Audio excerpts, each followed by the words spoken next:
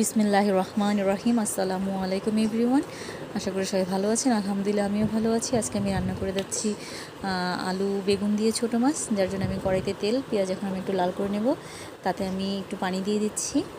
এরপর আমি দিয়ে দেবো একে একে আমার মশলা দিয়ে দিচ্ছি। আমি আদা রসুন বাটা, হলুদ গুঁড়ো, তারপর মরিচ গুঁড়ো, ধনিয়া গুঁড়ো এবং সাথে দিয়ে দেবো পরিমাণ মতো লবণ। দিয়ে এগুলোকে আমি ভালো করে মিক্স করে নেব। মিক্স করা হয়ে গেলে আমি একটু জাল করব। জাল করে এটাকে কষিয়ে নেব। এটা যখন আমার কষানো হয়ে যাব, এতে আমি দিয়ে দেবো আমার আগে থেকে ধুয়ে কেটে রাখা মাছগুলো। সেই মাছগুলোকে আমি আলতোভাবে নেড়ে নেড়ে আমি এটাকে কষিয়ে নেব। যখন আমার কষানো হয়ে যাবে, মাছগুলোকে আমি উঠিয়ে রাখবো অন্য একটি পাত্রে, যেন না ভাঙে এমনভাবে উঠাতে হবে।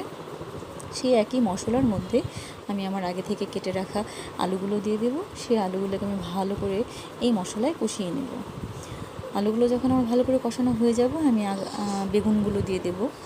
বেগুনগুলো আমি এটার সাথে ভালো করে মিক্স করে নেব। যখন আমার ভালো করে এটা মিক্স হয়ে যাবে, এটাকে আমি কিছুক্ষণের জন্য জাল করতে দেব। জাল করা হয়ে গেলে আমি কিছুটা তেজপাতা দিয়ে দেবো। তেজপাতা আমি তরকারিতে বরাবরই খাই। তারপর এতে আমি উঠিয়ে রাখা মাছগুলোকে ভালোভাবে আমি ছড়িয়ে দিচ্ছি। মাছগুলো যখন আমি এটাতে দিয়ে দেবো, আমি সামান্য পরিমাণে কিছু পানি অ্যাড করব এটা সিদ্ধ হওয়ার জন্য। এটা সিদ্ধ হয়ে গেলে আমি এখন দিয়ে দিচ্ছি কাঁচামরিচ। কাঁচামরিচের ঝাল আমার ভীষণ পছন্দ। কাঁচামরিচ দেওয়া হয়ে গেলে আমি এটাকে ভালো করে জাল করে নেব, যতটুকু পরিমাণ আমার প্রয়োজন। কেউ যদি শুকনো শুকনো করতে চান তাও করতে পারবেন, যদি একটু হালকা পানি রাখতে চান সেটাও করতে পারবেন।